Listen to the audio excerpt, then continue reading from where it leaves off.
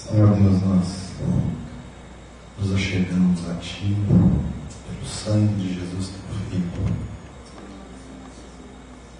Nós temos confiança nesse acesso que nos é garantido pelo novo e vivo caminho que o Senhor nos consagrou. Nos achegamos com confiança, Senhor, não em nós mesmos, mas na obra do Teu Filho em nosso favor. Pedimos a Ti, ó Pai, que o Senhor possa abrir o nosso entendimento, o Senhor possa abrir os olhos do nosso coração, Senhor, para vermos de Ti. Que o Senhor nos dê, Senhor, espírito de sabedoria, de revelação. Que o Senhor seja conosco aqui juntos essa noite. Oramos em nome de Jesus.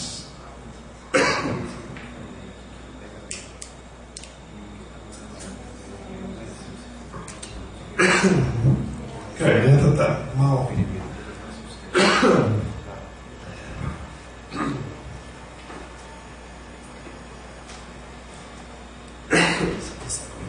Estou esperando ele reiniciar ali.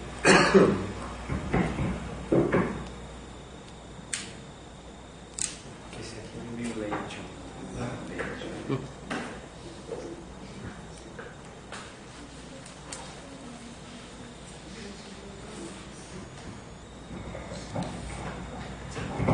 Bom, vamos, eu vou tentar ir devagar aqui, vocês me suportam, porque a minha garganta está assim, péssima. A gente tem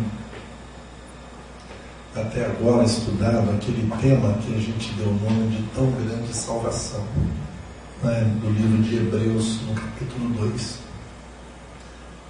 E nós pegamos essa expressão apenas como ilustração de algumas verdades que nós temos na palavra.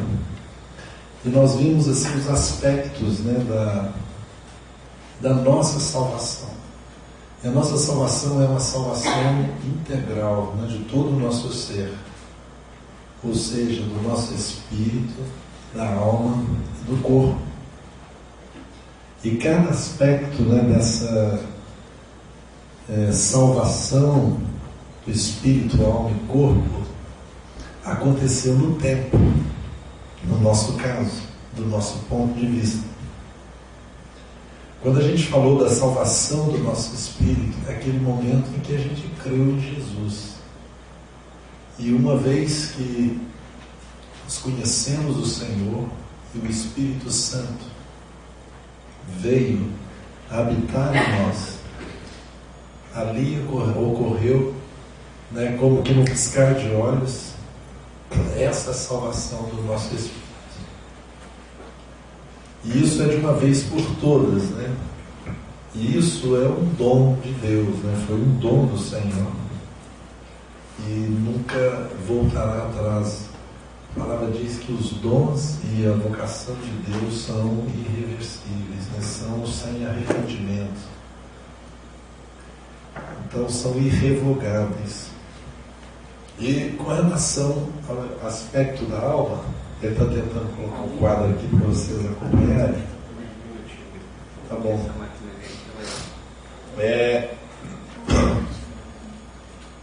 Com relação à alma, é o momento presente da nossa salvação. Tá certo? E nós lembramos de alguns versos nas reuniões passadas, e um deles, por exemplo, está em Tiago 1,21. Eu vou ler esse verso. Se puder acompanhar. Eu vou pedir para alguém ler aí para mim, para me poupar na garganta aqui, que está me apertando aqui. Tiago 1,21.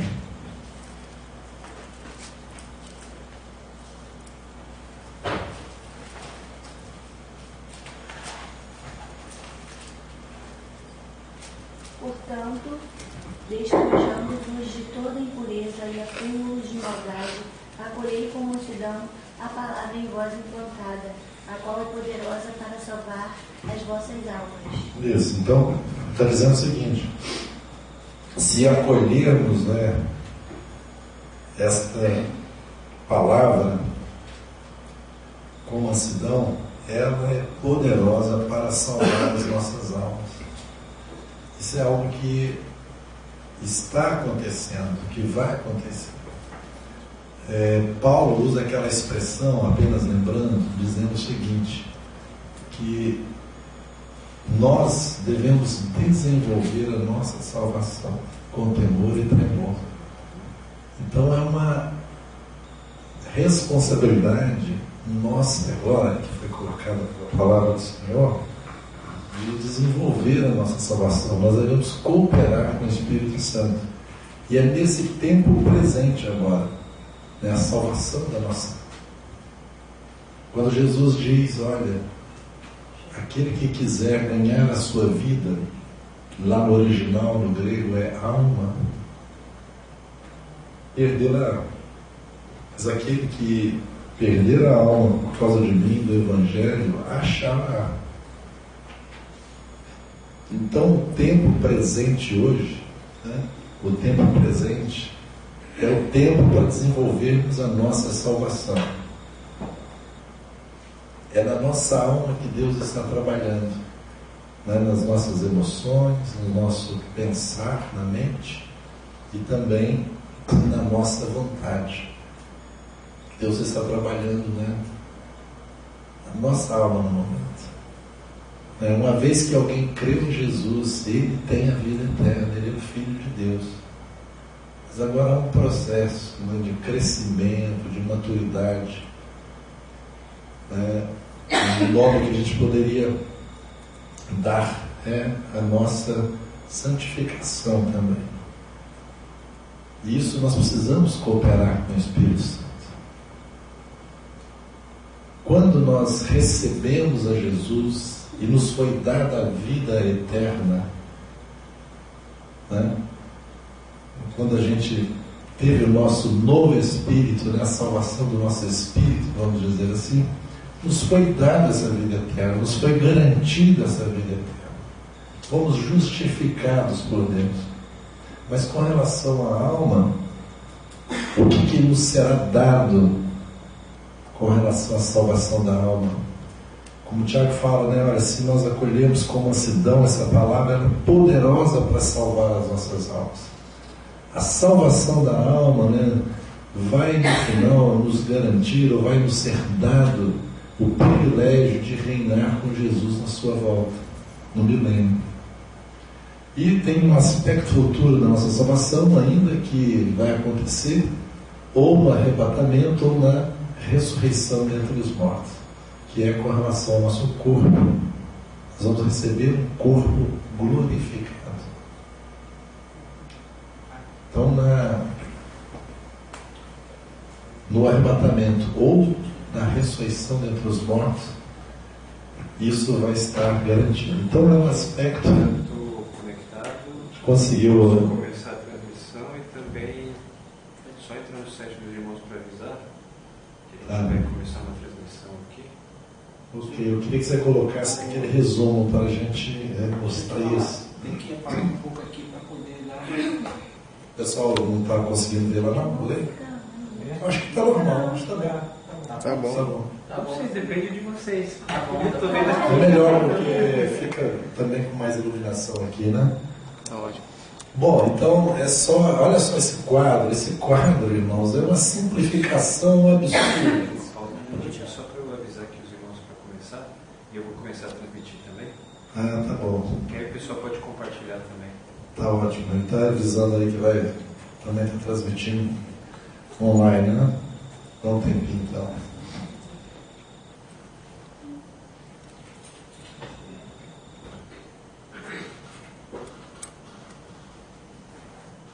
Tem uns irmãos aqui online já. Deixa eu ver se eu consigo transmitir. Eu sei que está online porque ele mandou mensagem só. Não consigo ver que ele está conectado. Mas acho que é bom que eu estou repetindo, né? Então, Já está transmitindo. Já. Deixa eu avisar aqui os irmãos do site.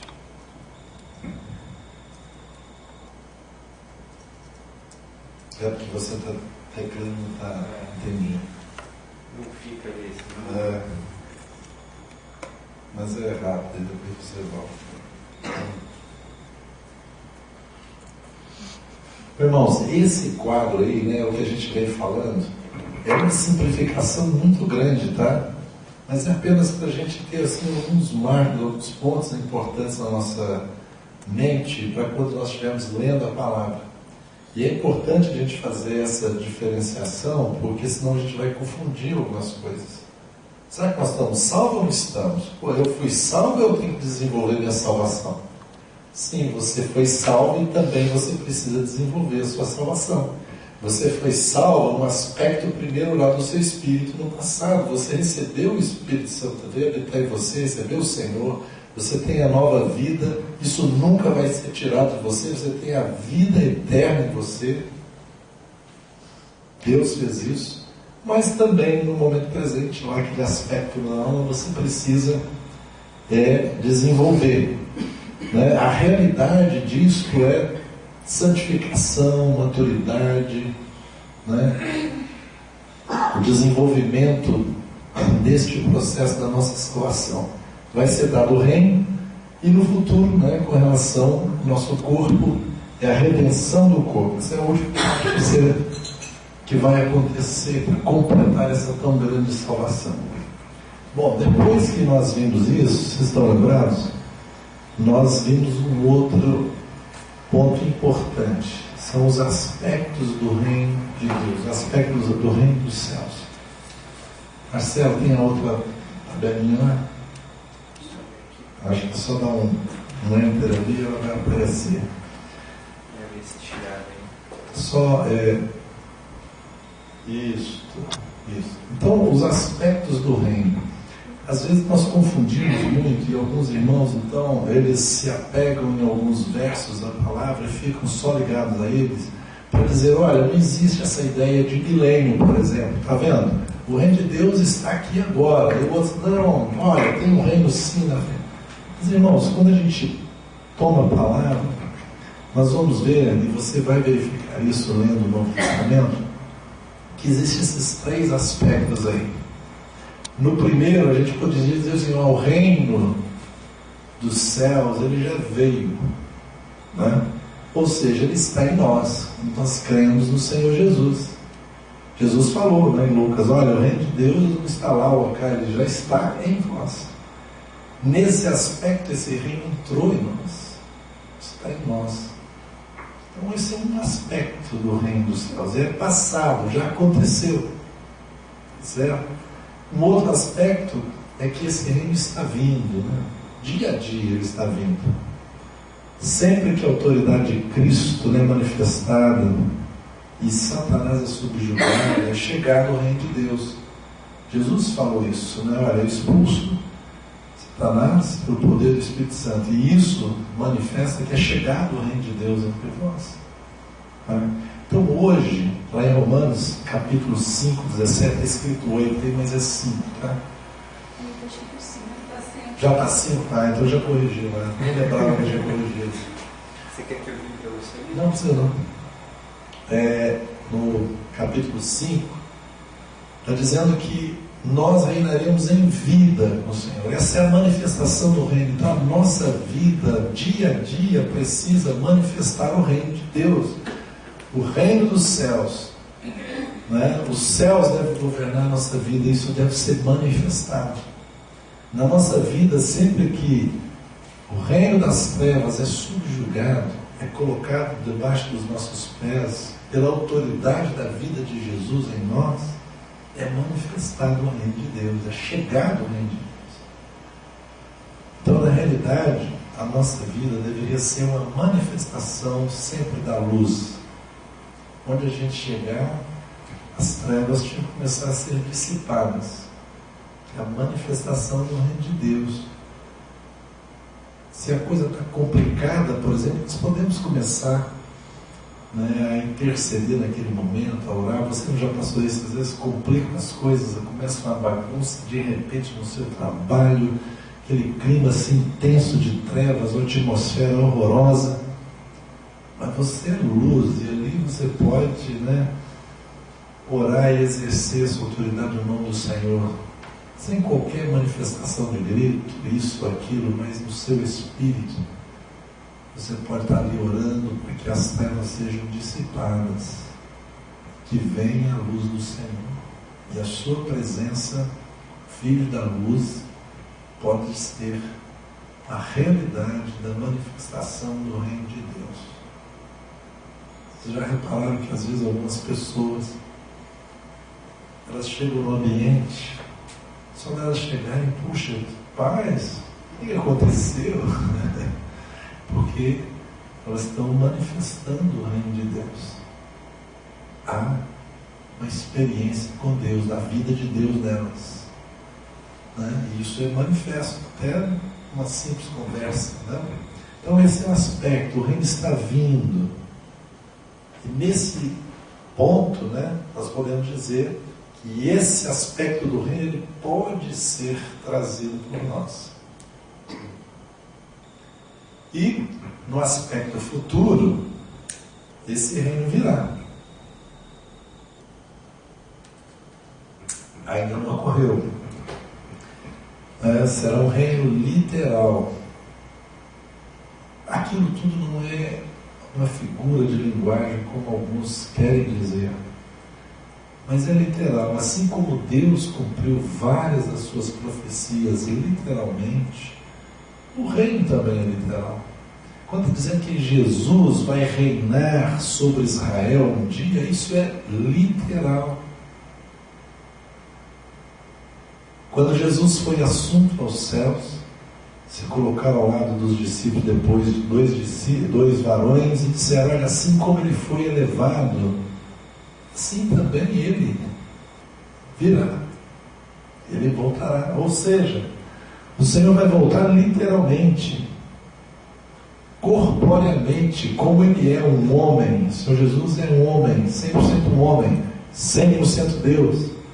E é um homem que está glorificado diante do trono de Deus.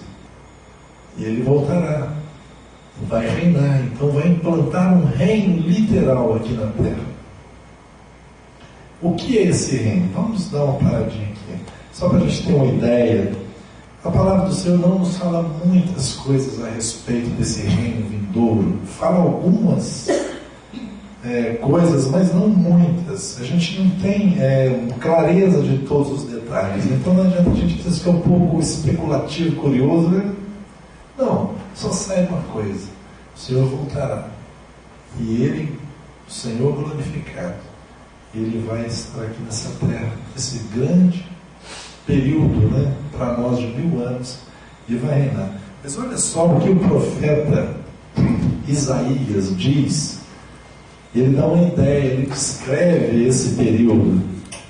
Isaías 11.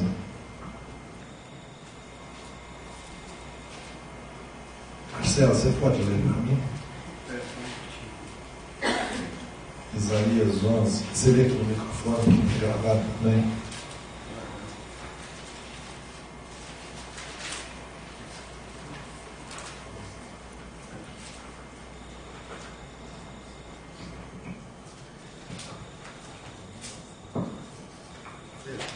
O microfone aqui. Isaías 11. Do 1 até o 10.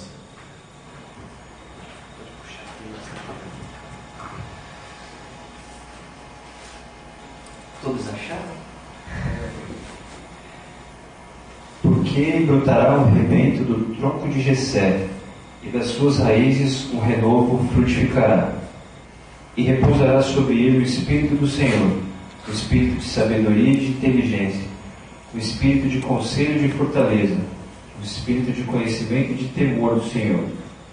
E deleitar-se-á no temor do Senhor, e não julgará segundo a vista dos seus olhos, nem repreenderá segundo o ouvir dos seus ouvidos, mas julgará com justiça os pobres, e repreenderá com equidade os mansos da terra, e ferirá a terra com a vara de sua boca, e com o sopro dos seus lábios matará o ímpio.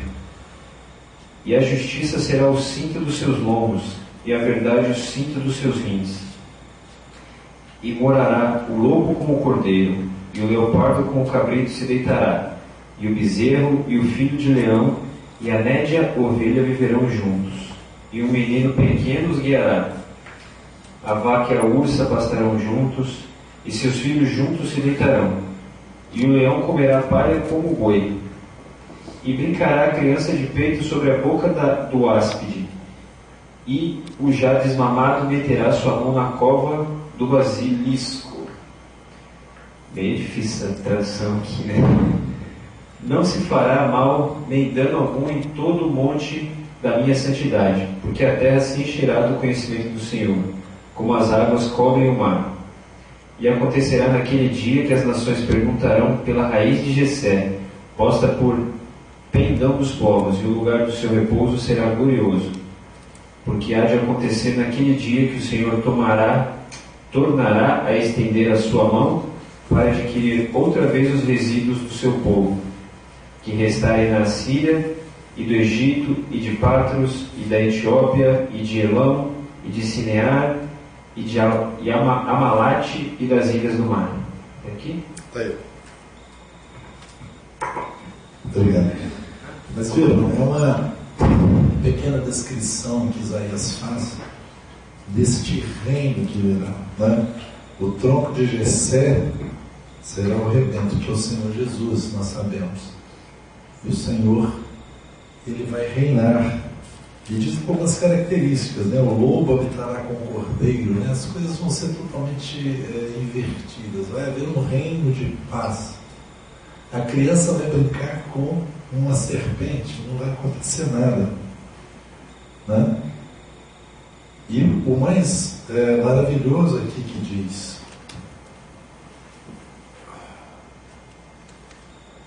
versículo 9: não se fará mal nem dano algum em todo o meu santo monte. Agora preste atenção nessa expressão: porque a terra se encherá do conhecimento do Senhor, como as águas cobrem o mar. Né? A terra vai se encher da glória de Deus nesse período. Então é um reino que vai acontecer, e Apocalipse nos diz que por 1000 anos aqueles que venceram vão reinar com Jesus, que Satanás vai ficar preso por 1000 anos. Tem umas poucas passagens aí que eu coloquei. E nesse aspecto então do reino, nós entraremos nele. É algo que virá no futuro e nós entraremos. Temos a oportunidade e o privilégio de entrar nesse reino. Só que, como nós já vimos, estamos aqui recordando, fixando mais esse ponto, nem todos os cristãos vão ter esse prêmio, vão receber esse prêmio, como recompensa pelas suas vidas, por aquilo que viveu aqui. Há algumas condições. Deixa eu ler um verso aqui. 2 Timóteo, capítulo 2, versículo 11.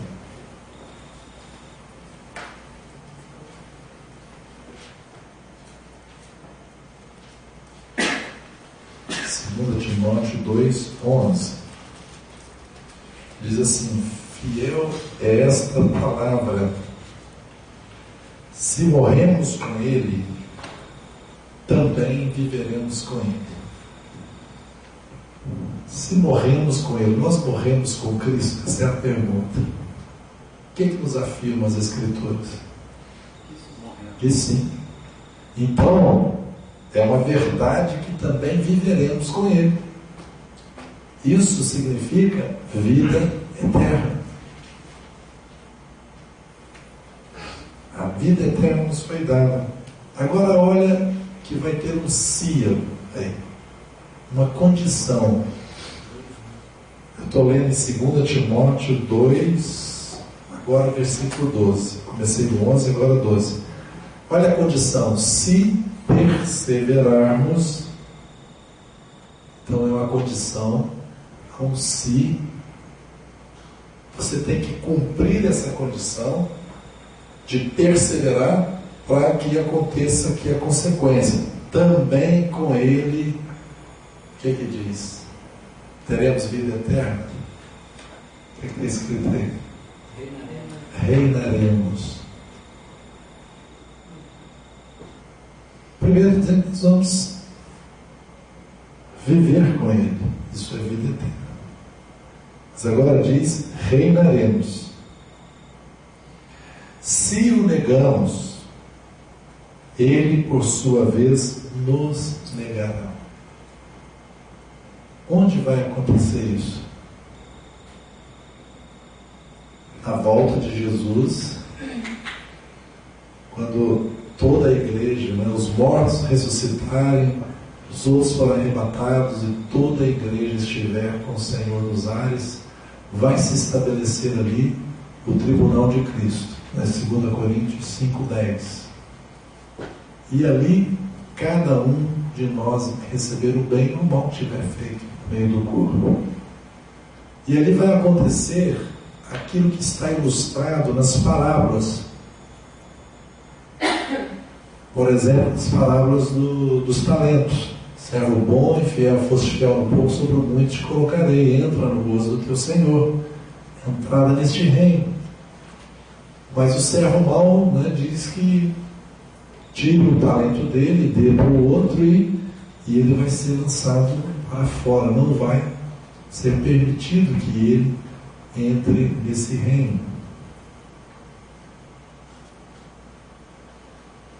Ou vai acontecer naquele aspecto, que Jesus disse, nem todo que diz Senhor, Senhor entrará no reino dos céus, mas aquele que faz a vontade do meu Pai. Muitos naquele dia me dirão, Senhor, porventura não profetizamos em teu nome? Em teu nome não expelimos demônios? E o Senhor vai dizer, olha, não vos conheço. Para trás de mim, os que praticam a iniquidade.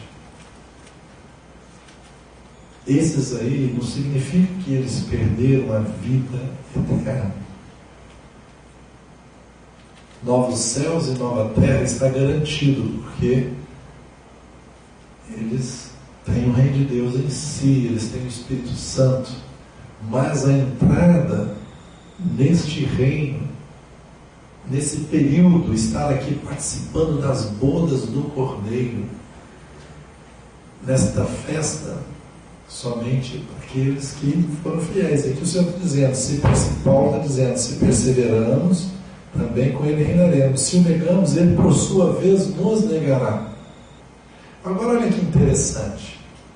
Se somos infiéis, ele permanece fiel.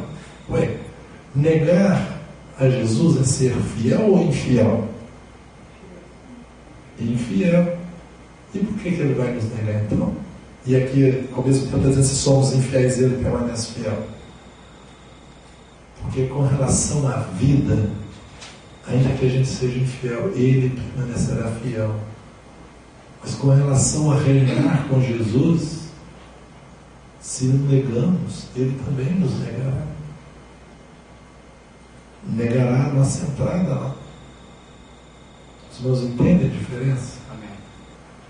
E aí diz, se somos infiéis, ele permanece fiel, pois de maneira nenhuma pode negar-se a si mesmo. Graças a Deus por isso. Nenhuma condenação a mais para os que estão em Cristo Jesus. Nos tornamos filhos eternos de Deus. Mas como os filhos de Deus, nós temos uma responsabilidade no nosso viver. E se o nosso viver não for adequado, nós podemos perder alguns privilégios. E o maior privilégio vai se referir a participar das bodas do Cordeiro. E aí a gente tem que fazer aquela diferença de dádiva e recompensa. Coloca para mim o próximo slide.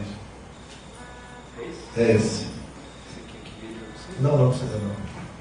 Então, com relação a essa diferenciação também, ela é importante. Se você não fizer isso, você fica confuso alguns versos da palavra que parece que eles estão contradizendo, mas de fato não estão. Então isso também é uma tentativa de apenas colocar os nossos pensamentos mais em ordem com relação a esse assunto, né? Isso é uma simplificação muito grande, irmãos. Mas a dádiva, né? A dádiva de Deus para nós, ela aponta para quê? Para a vida eterna. Já a recompensa, ela aponta para os galardões. Recompensa que você está recebendo algo em troca do que você fez. Já o dom, a dádiva, você não fez nada, você recebeu. E o dom, a dádiva, é oferecida aos perdidos, né? Porque Deus amou o mundo, né? De tal maneira que deu.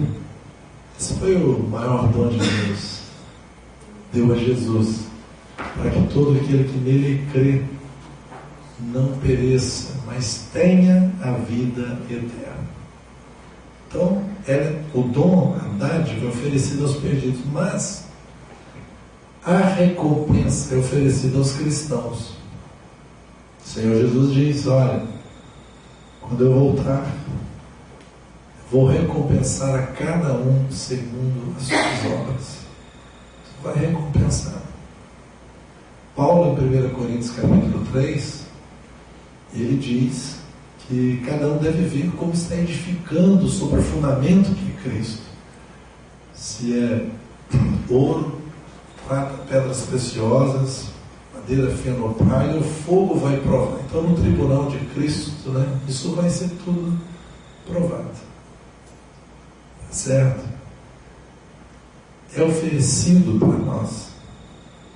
A graça de Deus é um dom que você simplesmente recebeu e não fez nada a respeito. Já o galardão, ele é um prêmio pelo trabalho que você realizou, pela sua fidelidade ao Senhor. E o que a gente pode olhar, né, quando a gente olha a dádiva? O verso lá que está aí em Romanos capítulo 4 diz: mas ao que não trabalha, porém crê, a única coisa que tem é crer naquele que justifica o ímpio, sua fé lhe é imputada, atribuída como justiça. O dom gratuito de Deus é a vida eterna. Porque pela graça sois salvos, né? Mediante a fé, isso não vem de vós, é um dom de Deus. Não por meio de obras, para que ninguém se glorie. Mas com relação à recompensa, ao galardão, a palavra de Deus diz que cada um receberá o seu galardão segundo o seu próprio trabalho. Paulo fala isso lá em 1 Coríntios 3, versículo 8. E que o Senhor também, Mateus, já tinha citado aqui, ele diz que retribuirá cada um segundo as suas obras.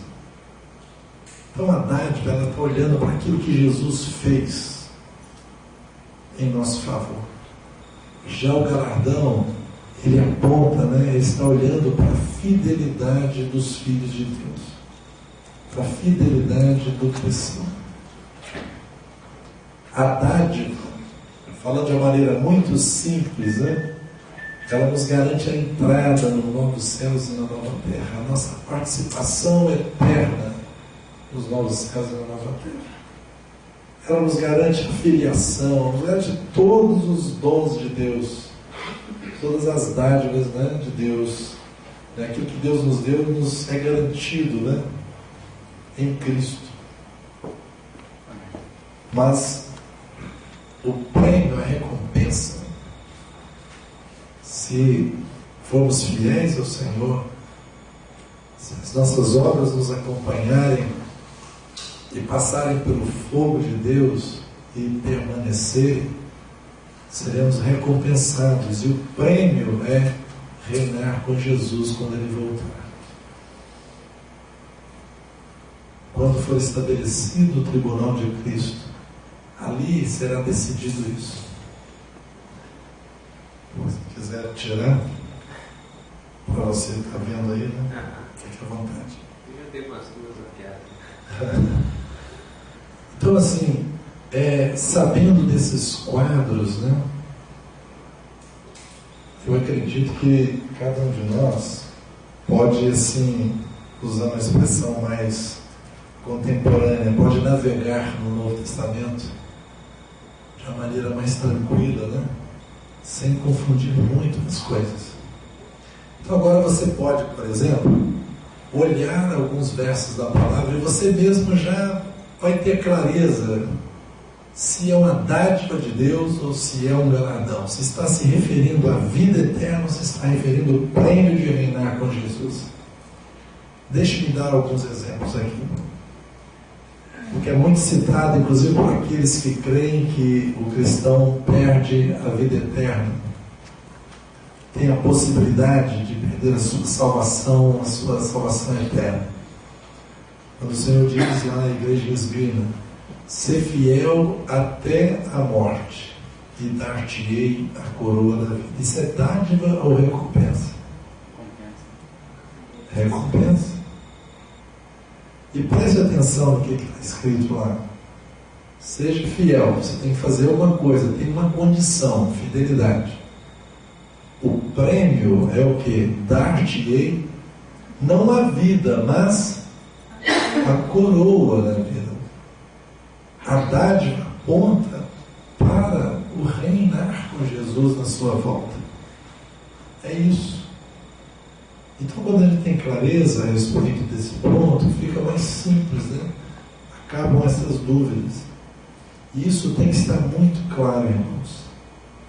A vida eterna, a obra de Jesus, foi toda suficiente para a nossa salvação eterna.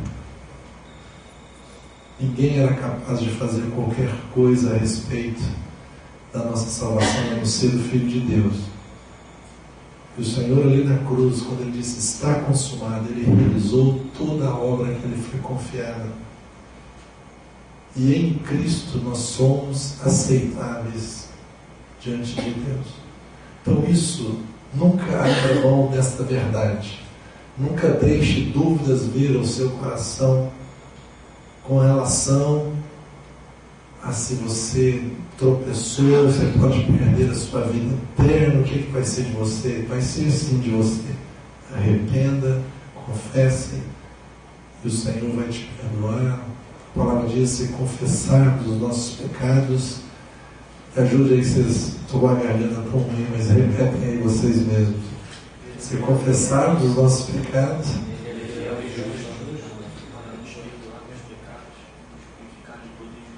bem, só teve um irmão que falou aí que, eu acho que o pessoal é tão básico esse verso da palavra, irmãos. Fale, vamos repetir todo mundo junto. Temos eu. Puxa aí, irmão, você que sabe de tudo aí. Se confessarmos os nossos pecados, Ele é fiel e justo para nos perdoar os pecados e nos purificar de toda injustiça. 1 João 9, por favor. Me decore esse versículo, viu, pessoal? Isso é tão básico. Na sua vida, na caminhada com o Senhor, você vai ter que tomar posse desse verso muitas vezes. Posso lhe afirmar isso. É uma verdade. E ainda que venha uma acusação na sua consciência, né? O inimigo, a palavra de Deus fala que ele nos acusa de dia e de noite. E, de fato, às vezes a acusação procede, na verdade. Mas o sangue de Jesus nos justifica. Amém. Se nos arrependermos e confessarmos, Ele é fiel e justo. Por que Deus é fiel e justo? Não é porque Ele é amor que Ele nos perdoa, não. É fiel e justo. Por quê? Porque o Senhor Jesus, Ele pagou toda a nossa dívida. Porque Jesus realizou aquilo, o Pai aceitou, e o Pai é justo para aceitar esse pagamento. Então nós somos perdoados. Deus é fiel e justo, né, para perdoar os pecados e nos purificar de toda injustiça. Então tropeçou, mas, né, você pode se levantar e caminhar novamente. Por que isso é tão importante hoje Hoje, né? A palavra de Deus sempre usa essa expressão hoje. Então, o tempo da nossa salvação que estamos envolvidos é qual? É o presente. A salvação da nossa alma. A nossa vida tem que estar sendo dia a dia, agora, no presente, uma vida que seja aquele desenvolver da nossa salvação. Nossa consagração ao Senhor, nossa maturidade em direção ao Senhor, conhecer o Senhor, viver o Evangelho, isso vai trazendo maturidade, crescimento, fortalecimento. Então toda aquela questão pessoal, né, vencer as tentações, servir ao Senhor, como nós já lemos as duas outras reuniões, né? As recompensas, nós lemos tantos versos aqui. Então tudo o Senhor vai nos recompensar e finalmente verá esse prêmio de reinar com Jesus. Então compensa todo o esforço da nossa parte. Esforçai-vos por entrar nesse descanso, diz o livro de Hebreus. O descanso é o Senhor, a vida com Deus. É um esforço mais confiado na ajuda de Deus, não por nós mesmos, que não conseguimos. Naquele dia, né, no tribunal de Cristo, quando o Senhor Jesus voltar, João, ele nos diz assim, 1 João 2,8, diz: olha, filhinhos, permanecei nele, para quando ele se manifestar, tenhamos confiança e dele não nos afastemos envergonhados. A gente pode ter aquela situação de que vamos ver a Jesus face a face, mas não vamos querer ficar na presença do Senhor. 1 João 2,28, falei 8. Por quê? Porque vamos nos sentir envergonhados pela vida que tivemos enquanto estivemos aqui, no tempo presente. Então a palavra de Deus, ela sempre usa o termo hoje, hoje se ouvirdes a voz, se ouvirdes a minha voz, diz Deus, né? Diz o Senhor, não endureçais os vossos corações. É hoje. Não se ponha o sol sobre a vossa ira. O que significa isso? Sol se pôs é outro dia. Não, resolve hoje. Resolve hoje. Lá naquele dia,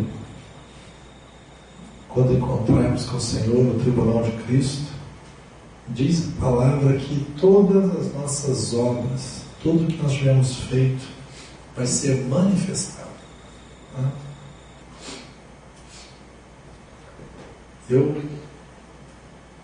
Talvez vocês também junto comigo, talvez a gente não tivesse, eu não teria coragem. Se fosse possível colocar aqui um chip no meu cérebro que captasse 24 horas os meus pensamentos, soubesse qual é a minha vontade e projetasse publicamente. Talvez alguns aqui se aventurariam a permitir, né? Não teria problema, né? Mas, irmãos, nós somos tão falhos, né? Com tantos problemas. Eu acho que ninguém gostaria de que fosse publicado essa situação, né? Só que no tribunal de Cristo, a palavra diz que tudo que for oculto vai ser revelado. Então isso deve nos dar temor também. E o que vai ser revelado? Tudo aquilo que nós não tenhamos nos apropriado do sangue de Jesus para nos purificar. Tudo aquilo que a gente não resolveu vai aparecer lá naquele dia. Mas se nós tropeçamos, caímos e ainda hoje acertamos a situação, nos colocamos debaixo do perdão de Deus através do sangue de Jesus, isso está apagado. Quando Deus diz que dos nossos pecados Ele não se lembra mais, quando Ele nos perdoou, quando foi aplicado sobre nós o valor do sangue de Jesus, quando a gente fala sangue de Jesus, né, é a vida que Jesus deu por nós. Pelo sangue de Jesus nós somos purificados, a nossa consciência é purificada. Tudo aquilo que nós acertamos diante de Deus jamais vai aparecer. Às vezes alguns de nós passam por algumas situações do tipo, a gente fica algum tempo remoendo alguns pecados que nós cometemos. Você fez alguma coisa e você fica lá na sua cabeça, na sua consciência, aquele pecado. Sempre que você se lembra, você fica para baixo, você sente o peso da culpa e você fica carregando isso e você às vezes como que aceita esse jugo e essa acusação do inimigo. Mas hoje eu queria trazer uma boa nova, né? Você sabe disso, mas eu quero te lembrar. Se nos arrependemos e confessamos ao Senhor, a palavra nos afirma o que nós repetimos aqui hoje. Deus é fiel e justo para nos perdoar os pecados. E não somente perdoar, mas nos purificar. Então nós precisamos, pela fé, nos apropriar desta verdade. E se vier na sua mente aquela acusação de novo, você deve resistir. A palavra de Deus diz: resistir ao diabo e ele fugirá de nós. Muitas vezes a nossa consciência é um campo de batalha, onde o inimigo vem nos acusar. Você já confessou o seu pecado, mas ainda você está se sentindo sujo, né? Está se sentindo sujo diante de Deus. E não deve ser assim. Se você se arrependeu de fato, com sinceridade confessou o Senhor, e confissão significa que você está concordando com Deus e não está concordando com o que você fez. Por isso, pessoal, nada daquela situação, né? Quando a gente era criança, eu pelo menos era criança, nas orações que a gente aprendia, né? Na hora de dormir: Senhor, perdoa a nossa multidão de pecados. Não. Quando você for confessar ao Senhor, você e Deus, o Senhor é o seu sumo sacerdote. Você não precisa de intermediários para isso, né? O único mediador entre Deus e os homens é Jesus Cristo. Então você vai ao Senhor, Ele é o seu sumo sacerdote, e Ele sabe o que é padecer, e Ele vai se compadecer de nós nas nossas fraquezas, diz o livro de Hebreus. Então você confessa, mas você deve dar nome. Se você tropeçou especificamente, você: Senhor, eu errei nisto, nisto e nisso. Eu te confesso esse meu erro, eu não concordo com ele, mas eu tomo para mim, né, o teu perdão, a tua oferta. Se você faz isso, você pode levantar dessa situação vitorioso, sem qualquer sentimento de culpa, sem estar deprimido por causa de algum tipo de pecado. Agora a palavra nos ajuda dizendo que aquele que confessa a transgressão e a deixa, alcança a graça. Então, deve ter uma atitude no nosso coração, não só de saber que está errado, né, mas de errar, confessar ao Senhor e depois deixar. E esse é o desenvolver da nossa salvação hoje. É um crescimento, é a salvação da nossa alma, é agora, é o desenvolver a nossa salvação. O apóstolo João, ele vai dizer de alguns estágios da nossa vida. Ele diz lá em 1 João, filhinhos. Os filhinhos, por exemplo, são aqueles novos na fé. Você está começando a sua carreira seguindo a Jesus. Mas ele dá algumas recomendações para os filhinhos. Filhinhos, ele diz: essas coisas que escrevo para vocês, para que vocês não pequem. Isso é dito para os filhinhos. Contudo, ele diz: se alguém pecar, o que acontece?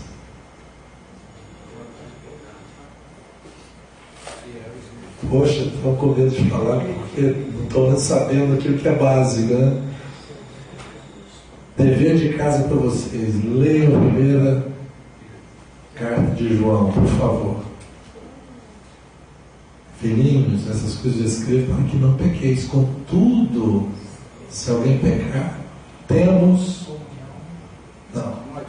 um advogado junto ao Pai, né? Um advogado junto ao Pai, Jesus Cristo, o justo. E Ele é a propiciação pelos nossos pecados. Então, é para nós não pecarmos. Agora, se acontecer de pecarmos, vou dizer uma linguagem bem simples aqui, não fique apavorado, volte para o Senhor, corra para o Senhor, não se afaste do Senhor.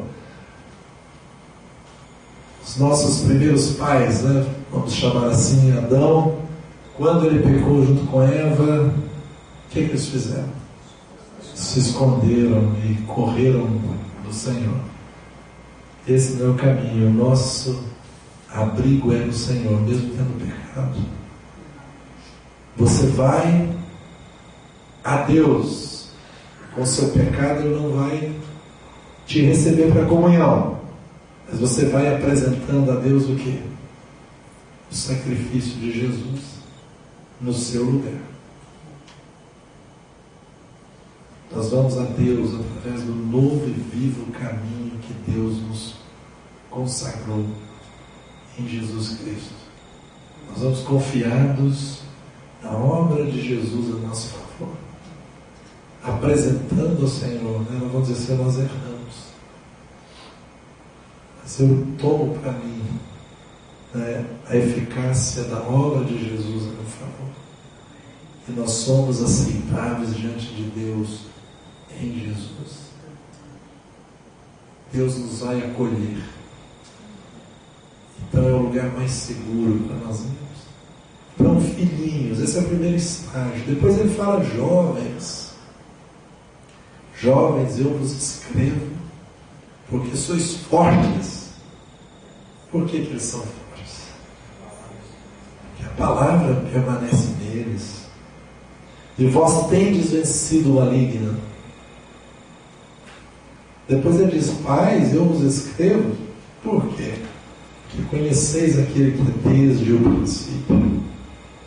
Quem chegou a essa estatura de pai na fé? Porque conhece aquele que é desde o princípio. Quem é desde o princípio? O Senhor. Conhece o senhorio de Jesus. Aprendeu a viver debaixo da autoridade do Senhor, o senhorio de Jesus. Então veja, há um crescimento, é para agora, filhinhos, jovens e pais. Esse é o desenvolvimento da nossa salvação, é o aspecto da nossa alma. E nós temos que ir diante do Senhor. João diz: olha, temos que permanecer nele. Então, se nós temos essa vida, vivendo essa vida, né, de maneira não pesada, viu, irmãos? Não como um fardo. Não como que a gente fica às vezes querendo agradar a Deus e a gente fica na lei. Mas não, nós estamos na graça de Deus. Não estamos debaixo da lei, diz a palavra, mas debaixo da graça. E a vida, o Evangelho é algo leve para nós. É claro que ao mesmo tempo é algo violento, no sentido que nós já lemos até aqui, né? Que o reino dos céus, desde João Batista, o reino dos céus é tomado por violência, né? O Os que se esforçam se apoderam dele, mas é violência a nós mesmos, né? Dizer não, às vezes, para algumas situações nossas. É negar a nós mesmos e tomar a cruz e seguir o Senhor. Mas tudo isso, no fundo, se nós vamos ao Senhor, isso se torna leve. Eu sempre gosto daquela situação, de lembrar daquela história dos 3 amigos de Daniel. Lembram? Eles foram denunciados que não estavam adorando aquela imagem que aquele rei colocou, e aí aquele rei avisou para olha, vai ser tocado novamente a trombeta e vocês vão ter que se prostrar. Ele, olha, porque senão vocês serão lançados na fornalha. A resposta deles é muito linda, né? O rei, olha, nós não vamos nos dobrar, nós não vamos nos curvar. E quanto a nos lançar na fornalha, você vai nos lançar, e se Deus quiser, nos livra. Se Ele não nos livrar, pode lançar também. E foram lançados. Só que de repente, tinham 3, agora tem 4.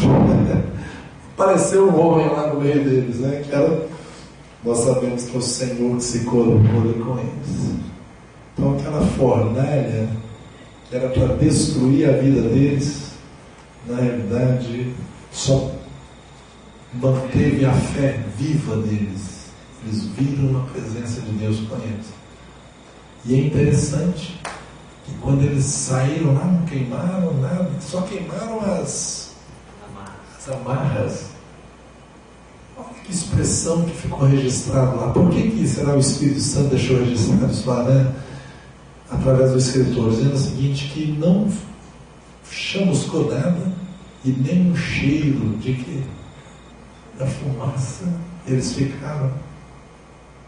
Por quê? Porque Deus estava com eles. A nossa vida deve ser assim, sem cheiro da fumaça, né? Sem as lembranças tristes, né? Às vezes nós achamos que somos muito espirituais e acontece alguma coisa na nossa vida, passou por uma tribulação, uma dificuldade, mas depois a gente está espalhando um cheiro de fumaça, de queimar por todo lado. A gente começa a murmurar, reclamando da situação. Mas, irmãos, quando é pelo poder do Espírito Santo, a gente vai passar por essas situações. Mas Deus vai estar trabalhando na nossa vida. E porque é pelo poder do Espírito Santo, sabe, não vai ficar nem cheiro de fumaça. Vai lembrar daquela situação que você negou a si mesmo, que você tomou a cruz, foi doloroso na hora, mas você vai lembrar com tranquilidade, porque Deus estava com você. Não vai ficar nenhuma marca, não vai ficar nenhuma ferida incurada, né? Não. Esse é o caminho da cruz, né? Quando é pelo Espírito Santo. Então hoje, né, Deus está nos convidando, né, para vivermos essa vida, desenvolvermos a nossa salvação, e é um prêmio que aí nos é oferecido. E o tempo é hoje de acertar. Aquele que maltrata o irmão, né, diz aqui, ó, vai chegar lá, tira ele para fora. Começou a disse, meu Senhor vai demorar. Começou a viver uma vida desregrada. Mateus 24, né? No final de Mateus 24. Começou a viver uma vida desregrada, na bebedice, isso, aquilo, e também começou a espancar os seus conservos. Tratando mal. Oprimindo os outros. Naquele dia, no tribunal de Cristo, o Senhor vai colocá-lo de lado. Então é uma advertência para nós. Não podemos negligenciar tão grande salvação. Como escaparemos se negligenciarmos tão grande salvação, diz lá em Hebreus 2:3. No tribunal de Cristo é que vai ter esse momento de julgamento. E a palavra do Senhor, através de Pedro, diz que o juízo de Deus começa por onde? Na casa de Deus, para os filhos de Deus. Então primeiro vai ter o tribunal de Cristo na volta de Jesus. Depois ele vai acertar a situação com as nações. E lá depois do milênio tem um trono branco. Mas tudo vai ser primeiro para a gente. Vai ter um acerto de contas. E naquele momento é o momento para nos alegrarmos. Mas vai depender do nosso viver hoje. Então o nosso viver deve ser assim diante de Deus, na luz do Senhor, na alegria do Senhor. E todo o serviço que nós prestarmos ao Senhor. Jesus disse que até um copo de água que nós dermos a um dos pequeninos, se alguém dá um copo de água, vai ser recompensado. Se alguém até mesmo recebe um profeta no caráter de profeta, ele também receberá o galardão de profeta. Não? Olha que coisa tremenda. Nos é dado, pessoal, muitas e muitas oportunidades hoje de servirmos a Deus. E como é que nós servimos a Deus? Servindo aos outros. E a gente tem uma mentalidade ainda, talvez ainda até do sistema católico romano da Idade Média, que tudo era realizado entre quatro paredes, aqueles templos, aquelas catedrais. Servir a Deus era ir lá. E hoje ainda a gente tem isso no meio protestante. Tudo que nós fazemos, a gente acha que os nossos dons se manifestam, nosso serviço nas reuniões. Não é verdade. Alguns dons sim, mas a maioria deles não. Se você pegar as listas de dons que Paulo cita, Romanos 7, 1 Coríntios 12, Efésios 4, a maioria deles é para você exercê-los fora das reuniões, fora do ajuntamento dos cristãos.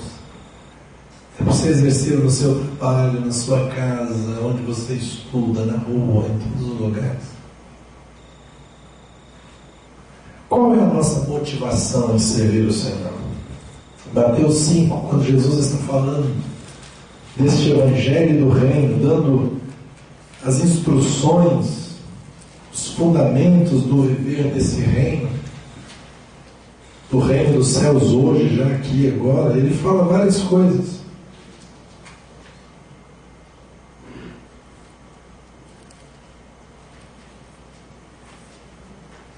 Olha no versículo, capítulo 6. Ele diz: guardai-vos de exercer a vossa justiça diante dos homens, com o fim de serdes vistos por eles. Outra sorte não tereis galardão junto de vosso Pai Celeste. Qual é a motivação do nosso serviço? Qual é a motivação das boas obras que nós fazemos? Muitas vezes, uma boa obra, do nosso ponto de vista, diante de Jesus, ela é uma má obra. Porque a intenção, a motivação não está correta. Aquele verso que nós citamos, de Mateus capítulo 7, Mateus 7, 22, Jesus falou muito naquele dia onde dizer: Senhor, Senhor, porventura não temos profetizado em Teu nome, e em Teu nome não expelimos demônios, em Teu nome não fizemos muitos milagres? Profetizar, expulsar demônios e fazer milagres em si não são boas obras, mas o Senhor não reconheceu essas obras deles, porque a motivação estava incorreta. olha, nunca os conheci. Esse conhecer aqui tem duas palavras no grego interessantes, que no português só tem a palavra conhecer, né? Mas no grego tem gnoses e roidá. Aqui é roidá, é o conhecimento experimental, é o conhecimento íntimo. E gnose é um conhecimento amplo, geral. E aqui Jesus está falando desse conhecimento, né? Eles faziam esses milagres, faziam tudo, mas viviam na iniquidade. Então não tinham a aprovação do Senhor, porque praticavam a iniquidade. Aqui é roidá, um conhecimento íntimo, experimental. Nunca vos conheci. Se eu estou falando, nunca conheci na intimidade, na realidade. Eles faziam no nome do Senhor, e de fato, quando eles diziam para o demônio sair em nome de Jesus, como eles tinham o Senhor neles, né, eles tinham a vida, eles tinham a salvação do Espírito, né? Eles falavam no nome do Senhor e os demônios obedeciam, porque eles eram filhos de Deus, são filhos de Deus. Mas uma vida de caminhar com Jesus nunca tiveram. Então, as nossas obras têm que ter a motivação correta. Olha o que Jesus falou: olha, não exerça diante dos homens, não fique fazendo para os homens verem. Poxa, eu vou lá fazer aquilo, vou dar aquela palavra, o pessoal vai achar que eu sou muito bom, né? Não tenho muita intimidade com Deus, sou muito espiritual. Ou vou dar aquele dinheiro, vou dar o gasofiláciozinho, tá lá, vou levar aquele envelopão cheio, vou colocar lá na frente de todo mundo, quando estiver olhando, né? Aliás, eu sou totalmente contrário a esse negócio de gasofilácio. Vamos já colocar o dinheiro, eu acho que devia estar no canto que ninguém está olhando, quem quiser vai lá e coloca, né? Mas diz a palavra, o Senhor fala, ó, quando pois deres esmola, não toques trombeta diante de ti, como fazem os hipócritas nas sinagogas e nas ruas, para serem glorificados pelos homens. Em verdade vos digo que eles já receberam a recompensa. Que recompensa que estavam querendo? Reconhecimento dos homens, eles receberam. Tu, porém, ao dares a esmola, Jesus está dando instrução agora para os discípulos. Ignore tua mão esquerda o que faz a direita. Você tem que fazer para o Senhor. Para ninguém, não exercer a sua justiça diante dos homens. E diz aqui, para que a tua esmola fique em secreto, e teu Pai, que vê em secreto, te recompensará. Olha que coisa boa, né? Haja no seu secreto, no seu silêncio. Tenha a sua vida escondida com Deus. Você não deve fazer nada para os homens, isso é perda de tempo. Para se mostrar que sabe, que conhece, que faz, que age. Não. Faça para o Senhor. Agora não fique parado, não. Faça para o Senhor, para que Ele veja. Então a motivação é importante. A motivação tem que ser correta. Se a motivação é correta, é como Paulo diz lá, que nós estaremos edificando com material precioso, que vai resistir o fogo de Deus. É como se fosse ouro, prata e pedras preciosas. No dia de Jesus, né, no dia do tribunal de Cristo, o fogo do Senhor, né, esse fogo nós não sabemos como é, mas a palavra, por exemplo, em Apocalipse diz que os olhos do Senhor são chamas de fogo. De alguma forma, nesse fogo de Deus vai passar. E se permanecer, a gente vai receber a recompensa.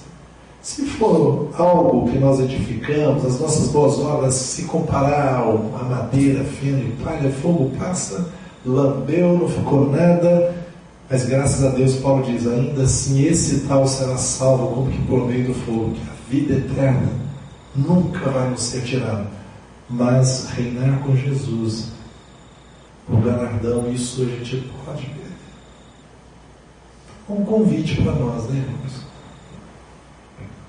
Que Deus nos ajude, né, e nos dê a graça e dê amor no nosso coração para vivermos na alegria do reino vindouro, para desfrutarmos já agora do reino vindouro.